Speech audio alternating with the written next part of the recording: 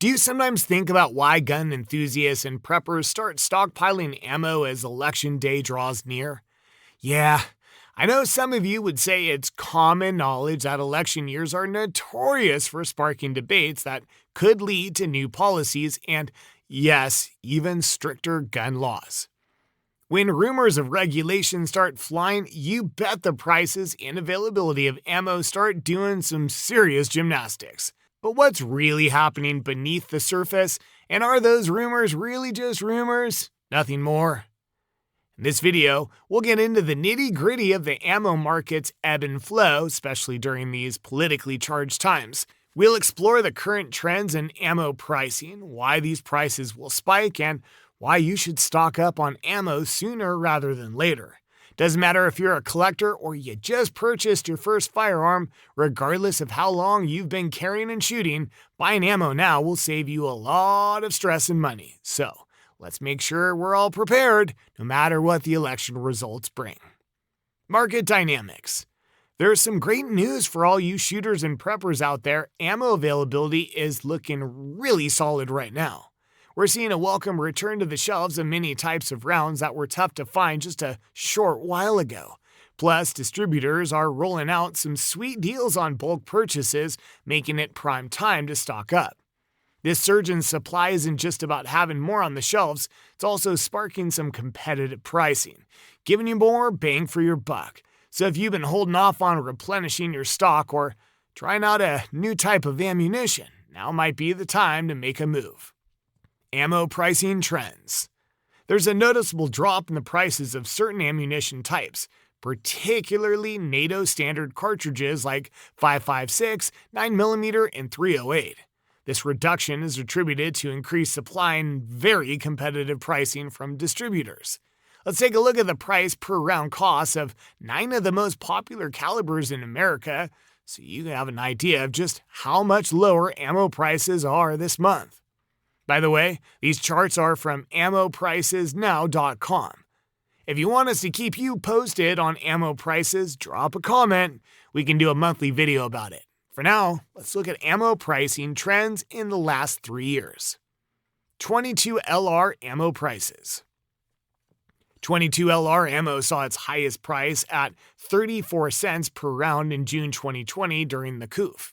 Its price significantly dropped to its lowest at 2 cents per round by May 2024. Currently, it remains at 2 cents, marking a massive 94% decrease from its peak.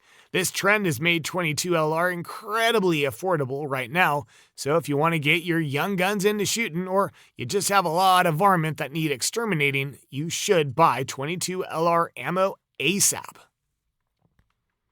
Next up, let's look at 9mm ammo prices, which peaked at 71 cents per round in January 2021 and has since decreased to its lowest of 15 cents per round as of May 2024. The current price holds at 15 cents, showing an impressive 79% reduction from its highest. This makes 9mm still the most cost-effective handgun caliber option for personal defense. 357 Magnum ammo prices. 357 Magnum reached its highest cost of $1.63 per round in October 2020, then decreased to 35 cents by May 2024, which remains its current and lowest price. This current price reflects a 79% decrease compared to its peak, making it more accessible for us wheel gun aficionados. 10mm ammo prices. 10mm ammo hits its highest price at 89 cents per round in January 2021 and dropped to its lowest at 36 cents per round in April 2024. Price stands at 36 cents, currently translating to a 60% decrease from the highest price. This reduction mainly benefits people who live in bear country, but if you haven't tried handgun hunting yet, using something like a Glock 40, now's a good time to get into it. 40 S&W ammo prices. The 40 S&W saw its highest price at 90 cents per round in January 2021, dropping to its lowest at 22 cents per round by May 2024, where it currently remains. This price is a 76% drop from its peak, supporting its continued use among law enforcement and self-defense shooters despite its waning popularity. 45 ACP ammo prices. 45 ACP reached its peak at $1.08 per round in August 2020 and fell to its lowest at 33 cents per round in May 2024, maintaining its position at 33 cents. This represents a 69% reduction from its highest price, making it more economical for use in self-defense and target shooting. 12-gauge ammo prices. 12-gauge ammo was at its highest at 68 cents per round in January 2021, with the price decreasing to 26 cents by April 2024, which is also the current price. This shows a 62% decrease from the highest price, so if you're a prepper, now's a pretty good time to stockpile 12-gauge shotgun shells. 5.56 ammo prices. 5.56 rounds were most expensive in January 2021 at 79 cents per round, but saw a drop to 38 cents in May 2024, the lowest and current price.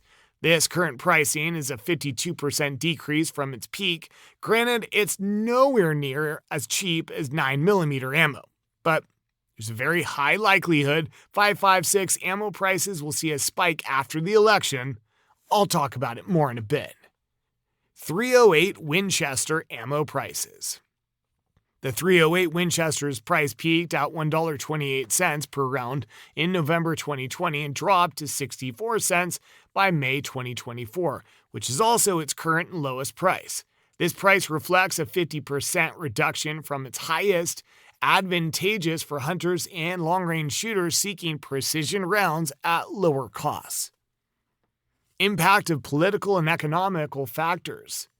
When we talk about ammo prices, we can't ignore the impact of political and economic factors. As we edge closer to election years, there's always a buzz among buyers and sellers about changes in gun control policies. These political events tend to send ripples through the market. The general consensus is that prices will climb as uncertainty builds and folks start thinking about potential new regulations that could restrict access to ammo. Now, why does this matter? Well, history shows that during these politically charged times, there's often a surge in demand as people rush to stock up, fearing future restrictions or price hikes. This demand spike can reduce supply and push prices upward. We've seen it happen before, and many believe we're likely to see it again as we approach another election cycle. Understanding these trends is really important, especially if you're looking to make smart purchases. Keeping an eye on political developments and market responses can help you decide the best times to buy, ensuring you don't get caught in a price surge. Speaking of price surge, we can guarantee there will be one if our incumbent POTUS Brandon gets reelected. And yes, it's pretty much confirmed at this point that he will run for re-election. Now, it's anybody's guess whether Trump will also run for re-election, but the guy's a closet anti-2A clown, so there's no guarantee that ammo prices will stay as low as they are now if he's re-elected. Besides, there's one more thing a lot of our pro-2A friends are getting all riled up about. Guns and ammo excise tax. Guess most of us didn't see this coming. Let's talk about this guns and ammo excise tax that's been the talk of the town lately. The NRA posted a short write-up on their website titled, Colorado Guns and Ammo Excise Tax Passes Senate Appropriations Committee. If you have pro-2A friends and loved ones in Colorado and they have no idea what's going on, you should contact them and let them know. Maybe tell them to stock up on ammo too. So, what's this excise tax all about? Basically, several states are proposing to slap an 11% tax on the sales of firearms, ammunition, and gun accessories. This is on top of the federal excise tax on firearms and ammunition, which, according to Section 4181 of the Internal Revenue Code, is applied at the manufacturer level. The tax rate is 10% for pistols and revolvers and 11% for other firearms, cartridges, and shells. Now, in case you're curious, 11% isn't just a random number. It's modeled after a similar federal tax that's been funding wildlife conservation. the Pittman-Robertson Wildlife Restoration Act, which was enacted way back in 1937. Because you know how our Democrat friends love wildlife, especially ducks. Yes, ducks. They're supposedly going to use this tax to fund things like trauma centers, violence intervention programs, and other services aimed at reducing gun violence. Oh, sounds so noble.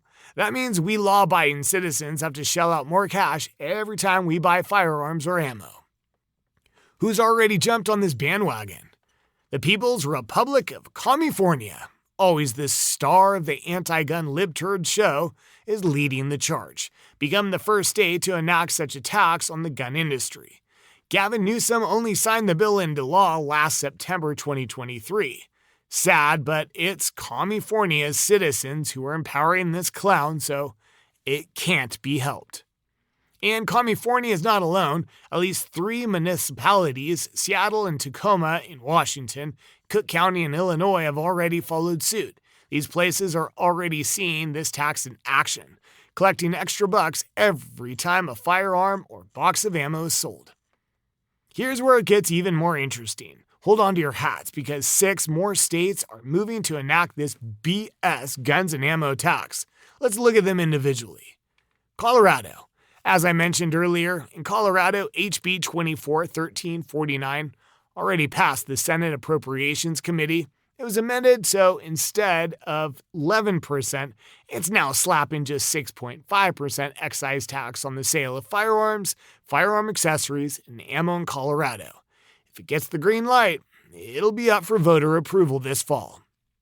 Maryland. In Maryland, Senate Bill 784, known as the Comprehensive Community Safety Funding Act, aims to impose an 11% excise tax on the sale of firearms, ammunition, and gun accessories. This bill has passed the Maryland Senate and is moving towards consideration in the House of Delegates. New York. Senate Bill 5476 proposes an excise tax on the sale of ammunition with the revenue directed to a gun violence impact fund. This bill is currently active in the legislative process. Additionally, Assembly Bill 8260 suggests imposing an excise tax on the gross receipts from the sales of firearms and ammunition, which would support the Gun Violence Prevention and School Safety Fund. Oh, and there's their other similar proposal, Senate Bill 7733, which, if enacted, would introduce another 11% tax on the gross receipts from the sale of any ammunition, firearms, or major components of firearms. Massachusetts. Anti-gun Massachusetts Representative Mindy Dahm introduced House Bill 2771, which aims to establish an excise tax on guns and ammunition. The bill is currently with the Committee on Revenue. Washington. In Washington, House Bill 2230 has been proposed to introduce an 11% sales and use tax on ammunition. It was introduced by State Representative Liz Berry and Mylyn Tai, and is part of their noble efforts to supposedly address public safety concerns related to gun violence. They're saying the revenue from the proposed tax is intended to fund suicide prevention programs and initiatives to reduce gun-related domestic violence. New Mexico. In New Mexico, Senate Bill 90, introduced by State Senator Linda Lopez, proposes an 11% excise tax on firearms, firearm precursor parts, suppressors, and ammunition. The revenue generated from this tax is intended to support the Crime Victims Reparations Fund and a fund for services to children and families involved in abuse or neglect situations. So, how will this guns and ammo excise tax affect ammo prices? There's a pretty high likelihood we'll see drastic increases in ammo prices over the next 6 months. People are mostly unaware of this tax at the moment, but once everyone hears about it, you can bet ammo stocks will dry up.